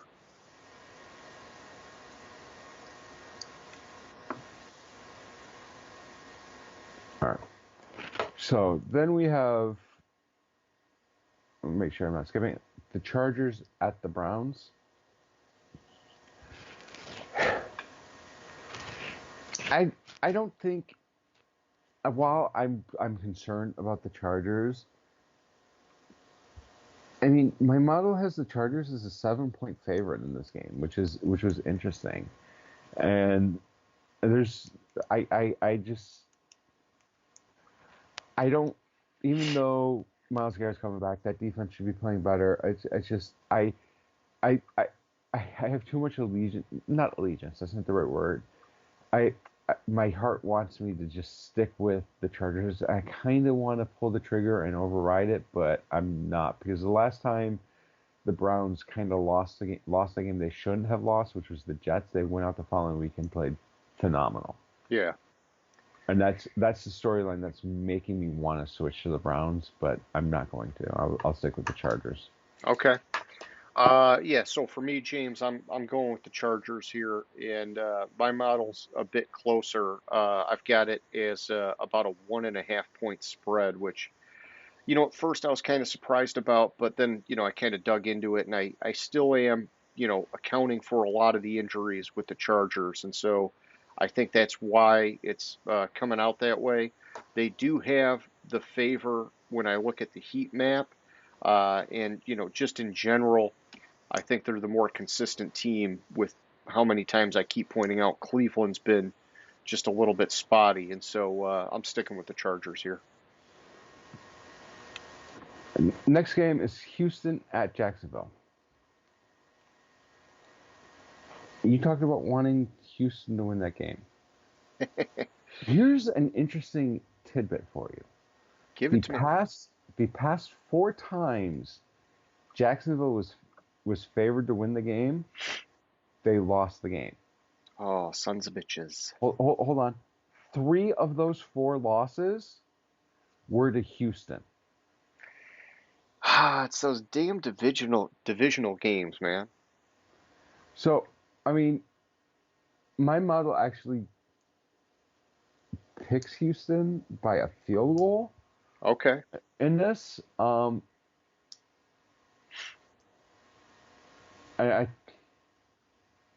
this is another one I want to consider changing, but it's just like I can't because of the history. Okay. Like the narrative doesn't allow me to change it. Like on feel, I would think Jacksonville, but the history and the narrative going into the game, I can't change it. I'll go with Jacksonville. I Or got go with you. Houston. Go with Houston. Yeah. Sorry, I knew what you meant. I'm going with Jacksonville. I've got it as an 8-point spread in Jacksonville's favor. I like that it's in Jacksonville. I just, I look at the heat map. It's almost entirely in Jacksonville's favor. I like the way they're playing, man. They've been overperforming. They're ahead of schedule in their rebuild, and so as much as I would love to see Houston get a win, like I said, so I can get them out of the dumpster fire, I just feel really good about Jacksonville right now, so I'm going with them. All right. Next is make sure I didn't skip. My notes and I have it kind of funny this week. So It's all good. the Bears at the Vikings. So this is an interesting game. Last week we talked about the was it last week or the week before we talked about the milk carton looking for Darnell Mooney. Last time the Bears and the Vikings matched up, Mooney had 17 catches for 183 yards. What? Holy cow, that's a lot of catches. Yeah. He was 17 of 25 targets, which is that's crazy to me. So fantasy wise, I see a big game for Mooney again against Minnesota. Okay. At least yardage wise. I struggle to see Chicago scoring more than 2 touchdowns in this game. And while Cousins may be struggling this year, and especially back to Mooney, the Vikings have given up 1,054 passing yards this season. Okay. The 7th most in the NFL.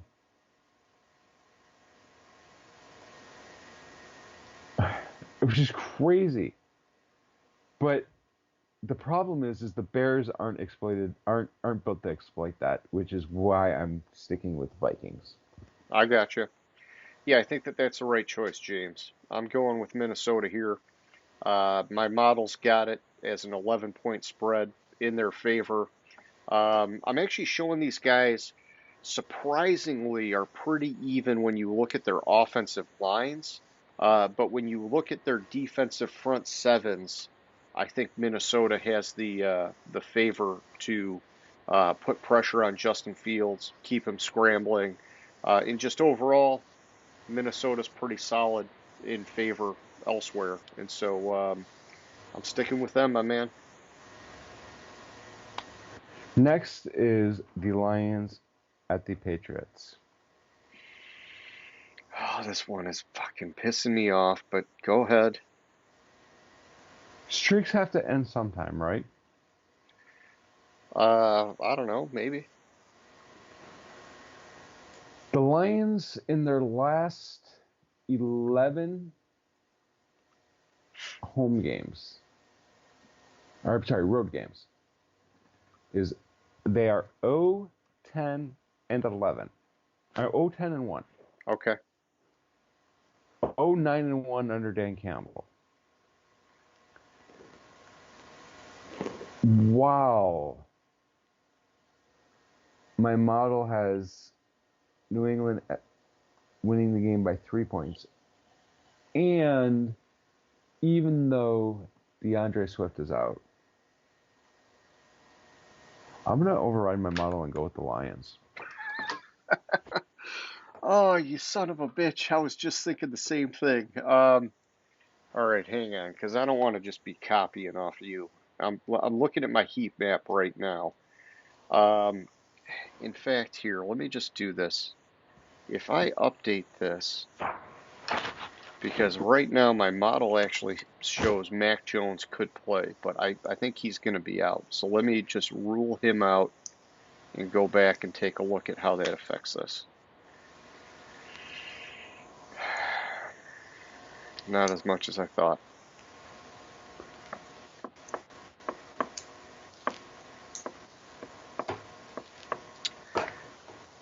Yeah, I got the Lions running game down because Swift is out, which helps New England because we know that they can run the ball well usually. Um, Man, our defensive front seven just sucks. And so they're going to run the shit out of the ball. Um, it's a weird one, man. My heart's telling me to stick with Detroit, but I'm not gonna override the bottle on it. I'm gonna stay with New England here, James. Okay. Next I'm up torn. I'm torn, is and I got a couple days to think about it, but it's tough. Seahawks. Yeah. Seahawks at the Saints. I I don't think Seattle's that good a team. Yeah, Geno Smith having a good year. I don't. And even though Dalton's starting and Michael Thomas is out, Olave showed some promise last week. He had too many drops. I think he can correct that, and I'm going to go with the Saints. You're going with the Saints. Okay, I think that is a wise choice. I am also going with the Saints here, James. And yeah, heat map, it's almost entirely in New Orleans' favor. It's tough because narrative is the opposite. New Orleans underperformed and Seattle's overperformed in a lot of ways. Uh, I'm just having a hard time getting over the difference in talent, and so I'm gonna stick with New Orleans. If they burn me, man, I'll probably at some point I'm gonna hit the abort button, but I'm gonna stay with the Saints here. Next up is Miami at the New Jersey Jets. The New Jersey I'm sorry, Jets. Okay, New York Jets. So Tua's been already rolled out, which is probably part of the reason why my model has this as less than a touchdown game. But the interesting stat I found going against this, what do you think Teddy Bridgewater? Okay, Teddy Bridgewater has played twice against the Jets. How many of those games do you think he's won? both. Yep. He's 2-0 in his career against the Jets. He won in 2018 and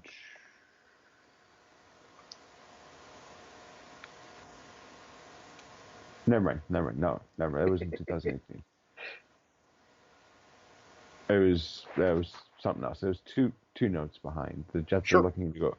Jets are looking to go over 500 for the first time since they started the 2018 season 1-0. Okay. But I'm going. It's not going to happen. I'm going to go with Miami. I gotcha. Yeah, and I'm with you. This game is in New York, which I think helps the Jets. And maybe it leads to my model being tighter than you might think. I've got it as a 2-point spread, but with Miami winning. Um, with Tua being out, I'm okay. Like saying maybe it'll be a close game. But the heat map favors Miami all the way down, except for the defensive front seven, where the Jets are actually surprisingly better than most people might think they are. They've gotten a lot stronger on that defensive line in particular. Miami's pretty good though, so I'm not like knocking them either way, but I'm sticking with Miami, man. Next up is a Falcons at Tampa Bay. And like I said, On Sunday, December 5th, the Buccaneers defeated the Falcons 30-17 at hold on a Mercedes-Benz second. Stadium. I Alexa, can hear stop. what is yeah, I was gonna say what is that Siri talking? Oh, you got Alexa talking. Yeah, I was talking about the game, and Wanted to throw in its 2 cents. it wanted to throw in his 2 cents. Talking about last year's game. It heard is is Falcons at Tampa Bay and started talking about it. Interesting. So look, I'm tempted to go with Tampa Bay on this. It how their defense played this last week makes me draw closer to Tampa Bay. But look, what the Bucks do good is they stop the run, and they stop the run, and they stop the run, and I think that's the catalyst. That's the run is the catalyst for everything else in Atlanta's offense, and I think the Tampa Bay's defense is going to overwhelm them, and Tampa Bay is going to win the game. Yeah, and I think Patterson's out for this week too, so Yeah, that's true. that's gonna hurt Atlanta. But yeah, I think that I mean, my model's got this as a 14-point spread in Tampa Bay's favor, and so I wouldn't ever wanna like override that. I think Tampa Bay has been mostly underperforming this year, but this could be like a prime game for them to kind of just like, lay the wood onto somebody and be like, okay, we got to get our shit back together and start moving forward. And so I'm taking Tampa Bay, obviously. Next up is a Tennessee Titans at the Washington Commies.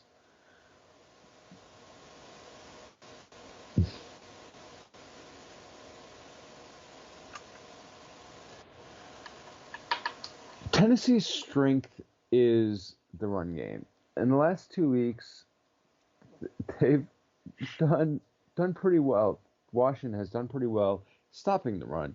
It, if just taking those two games, Philadelphia and the Cowboys, who are pretty much run heavy offenses. Washington has the NFL best 2.27 yards per carry and only 67 yards allowed in those two games. Okay.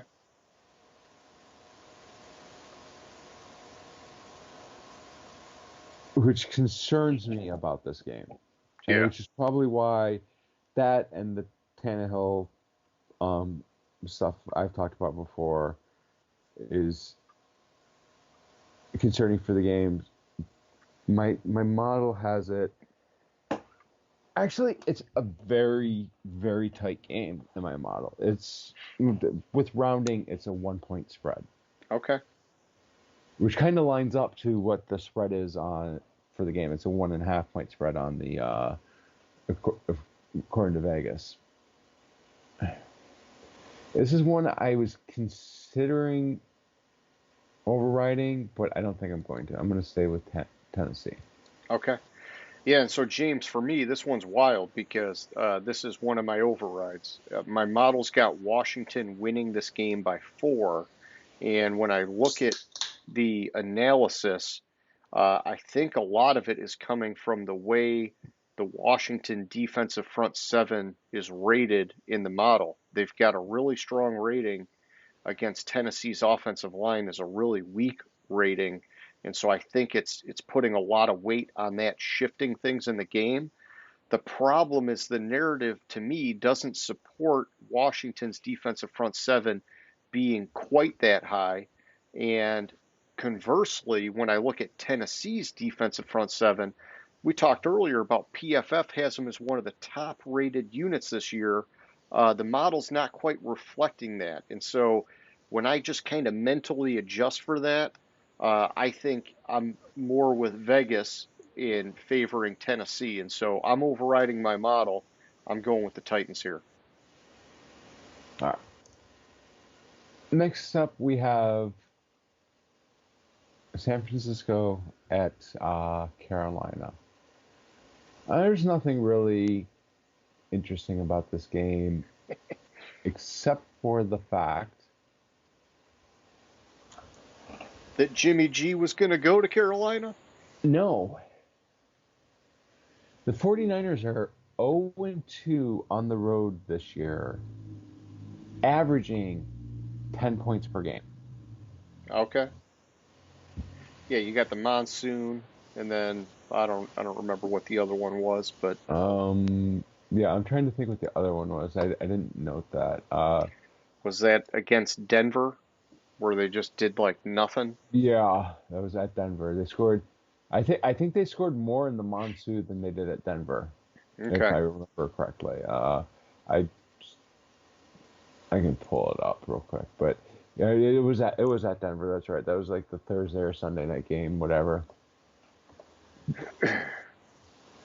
I'm sorry. Not only are they averaging 10 points per game, they've scored exactly 10 points in each of their road games. Okay.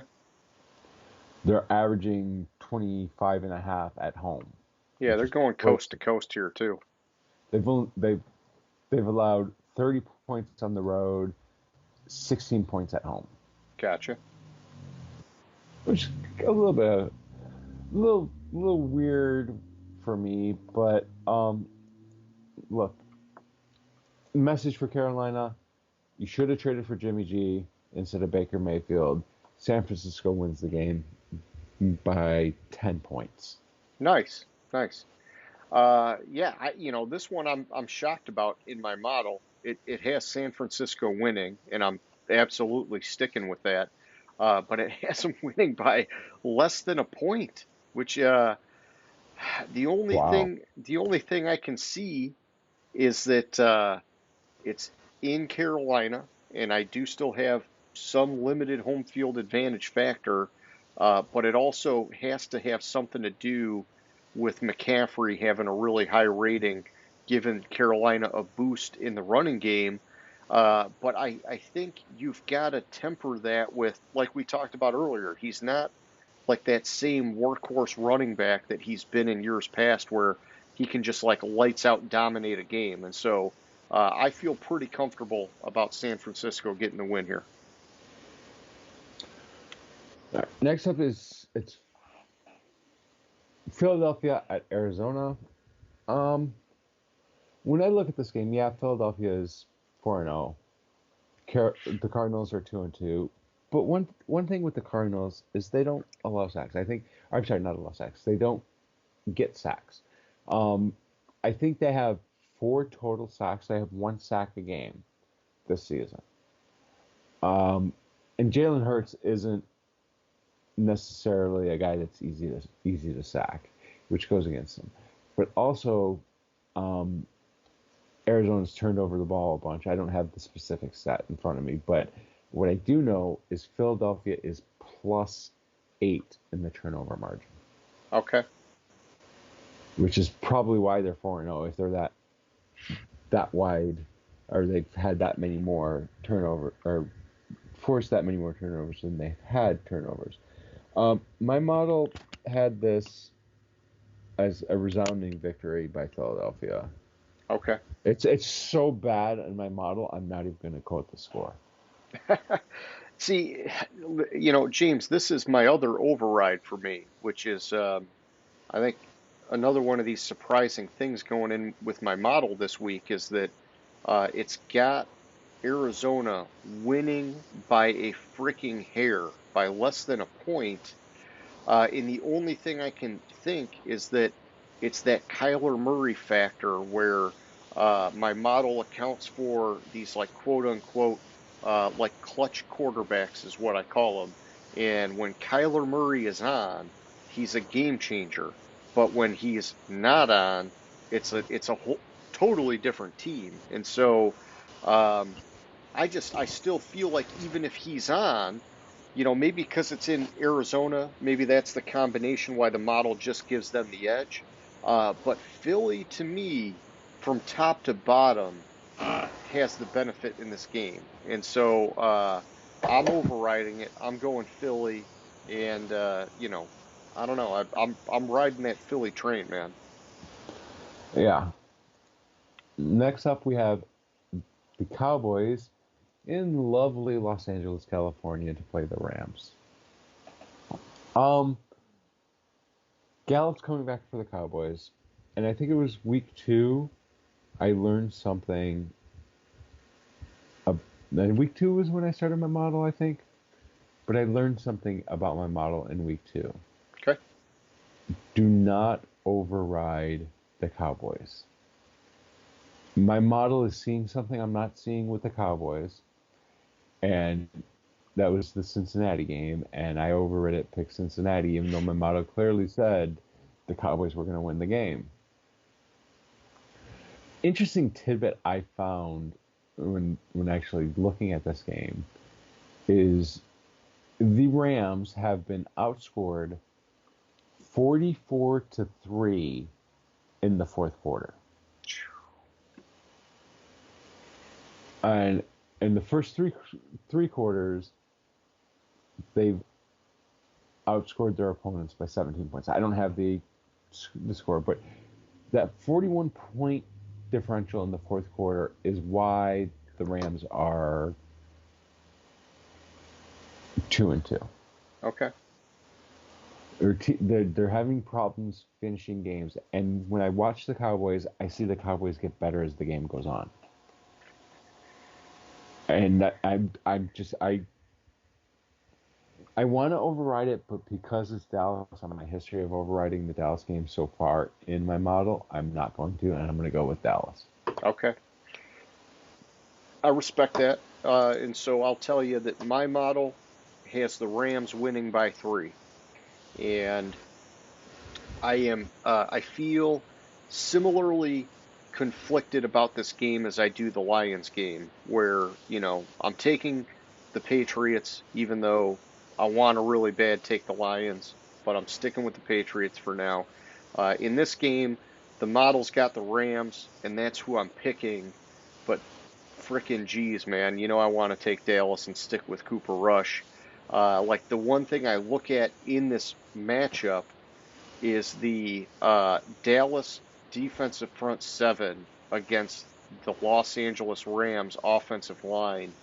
I mean, they should just frickin' destroy them, which I think is where we could see another one of these ugly ass offensive performances from the Rams, which would drastically swing things in the favor of Dallas. But I'm hesitant to make that move right now, and so I'm taking the Rams. I'll let you know between now and Sunday if I decide to flip, man. Oh, a tidbit about the Philadelphia game. The Cardinals have lost going back to last season, they've lost their last 7 home games. What? Oh my gosh, that's ridiculous. I forgot to put it in my Cardinals note. I have it in my next game note. Bengals at the Ravens. Everybody's waiting all day for Sunday night. This is crazy, but my model has this as a 2-touchdown game. Holy shit. And the reason why I have the note about the Cardinals in this game is Baltimore, going back to last season, has lost their last 5 home games. Some weird things going on, man. On the road, in the past 8 road games for Joe Burrow, he's 6-2 with an 18-4 touchdown to interception ratio. That's pretty damn good. And which is why I can see my model having this as such a big spread. Like, it's just like little tidbits that you wouldn't necessarily see. It's probably picking up on it. It's 13 fucking points at Cincinnati's favor. There's no way I'm overriding that. No, I don't think you can do that. Yeah, and this is one where I don't know, maybe one day we'll share some notes here and figure out what's going on with my model versus your model. I've got this as 10 points in Baltimore's favor, and so that's where I'm taking my pick. I'm going Baltimore here. Um, I even tweaked one of my factors, and it still had Baltimore winning by 7, and so I thought, if 7 to 10 is the range, I feel pretty good about it. Um, and I don't know, like, to me, Baltimore passes like the smell test, like when I watch them play, they're playing great. They've just had a couple of rough games where some fuck ups had them lose the game, for, lack of a better word. But Cincinnati, to me, they started really bad and they've come around, but because of the way they started really bad, I think I'm still maybe discounting them a little bit in the model, and maybe that's something that eventually I'll come back to correct, but I'm a little bit gun shy, I guess, so I'm going to stick with Baltimore here. All right. Now, this is the crazy one. Another crazy one. The Raiders at the Chiefs. This is my biggest spread of the week. Okay. It's nearly a 20-point victory by the Chiefs. Shiitake. All right. A little bit of last year, Mahomes had 7 touchdowns, 0 interceptions against the Raiders. In the 2 games last year against the Raiders, Kansas City scored 89 points. Putting the hurt on him. In his career against the Raiders, where'd it go? Where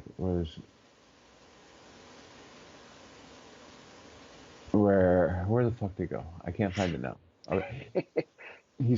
Mahomes is 7-1 against the Raiders, and he has I can't find the stat. I must not have noted it. It was some ridiculous touchdown to interception ratio. There it is. Against the Raiders in those 8 games, he's played 8 games against the Raiders. He has a 22-3 touchdown to interception ratio. That's monster, dude.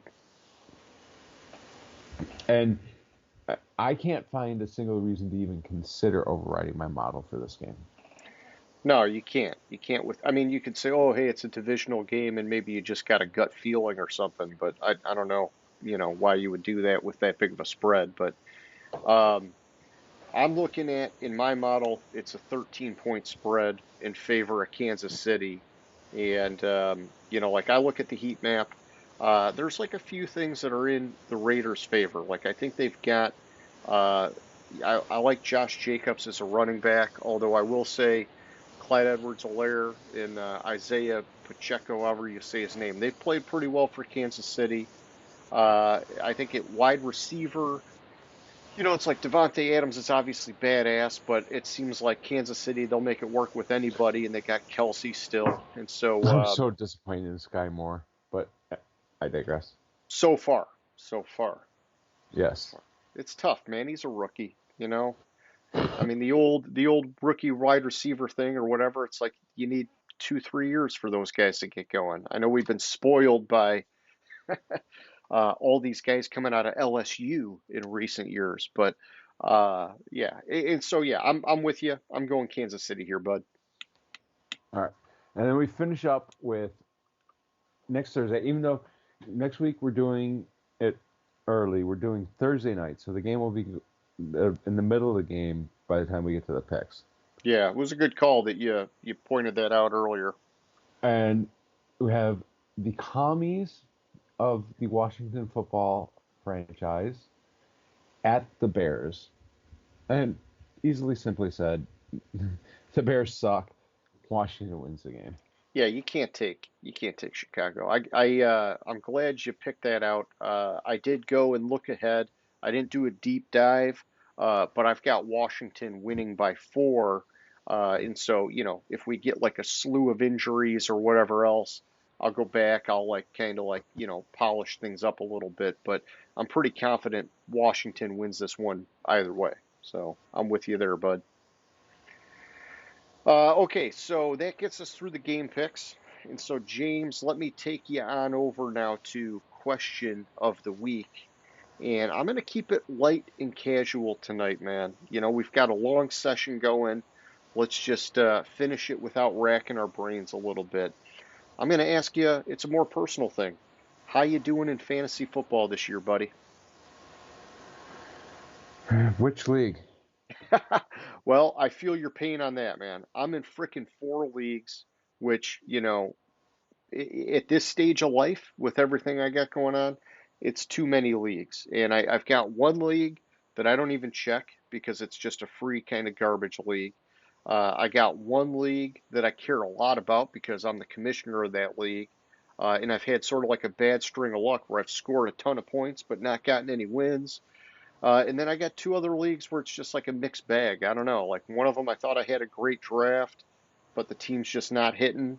And then in the other one, I'm winning, but it's like I'm like barely winning. And so I don't know, man. How many are you in, and how are you doing?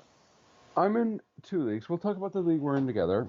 This past week, oh, and I'm playing you this week too. That's nice. This past week, I lost by like 1 or 2 points. To get a blistering record of 0-4. Okay. Now That's a here's my kick in the work week. nuts. Yes. Week 1, I won by 10 points. Week 2, I won by 17 points. Week 3, I won by, oh, that was a little closer. I won by 7 points. And week 4, I won by 42 points. Okay, so you're night and day. You're Yes. undefeated in one. I'm 4-0 in one league. I'm 0-4 in the other league. My work league isn't a pay league. So I wish it was. If I could have anything, I would have it flipped, but it's not. Look, I made some mistakes. I got a little bit ambitious in my draft, and I fucked up, and it's gonna take a while to. I got like another 2 Waiver weeks. wire your way out of it. No, I'm gonna have like not this week, not next week, the week after. So I drafted Hopkins in like the 13th round. Okay, yeah, you'll get him back. That should be some I'll relief. get him back. And then I have Keenan Allen, who's been out the last like 3 weeks. Yep. I have DeAndre Swift, who's been out now 2 weeks. I fucked up. I got over my skis on Sky Moore and James Cook. And then I drafted. I want to say in like the 14th round, I drafted Williams, who I'll eventually get back, or I really drafted him for the future, not this year, and Okay. kind of surprised nobody pissed and moaned because I drafted him and then put him on the IR. Well, I didn't hear that. La la la la. Because there's nothing wrong with drafting. I drafted him and then after week 1 put him on the IR. I got you. I'm still going to pretend like I didn't hear it. But, the good news, James, is that you got to get top 6 to make the playoffs.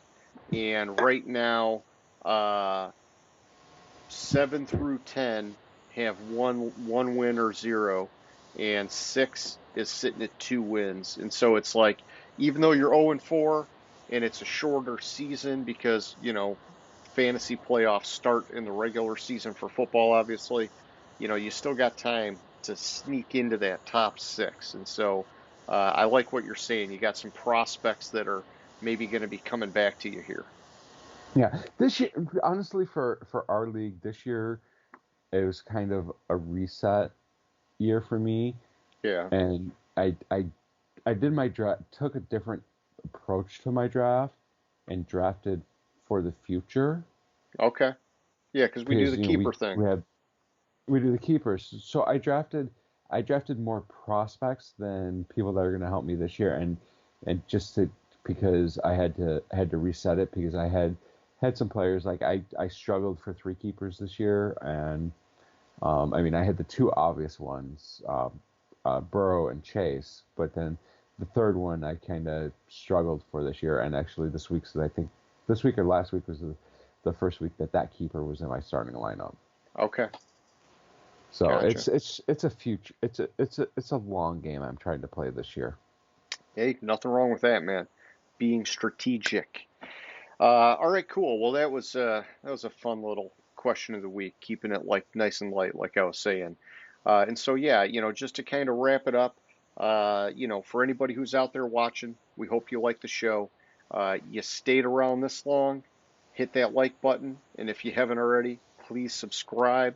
We're going to keep doing this every week. It's the same agenda until we get to the playoffs. And so, yeah, man. Any closing thoughts there, James? No, I don't think so. All right. Well, hey, man. 2 hours and 11 minutes in. Time to shut it down. I'll catch you later, homie.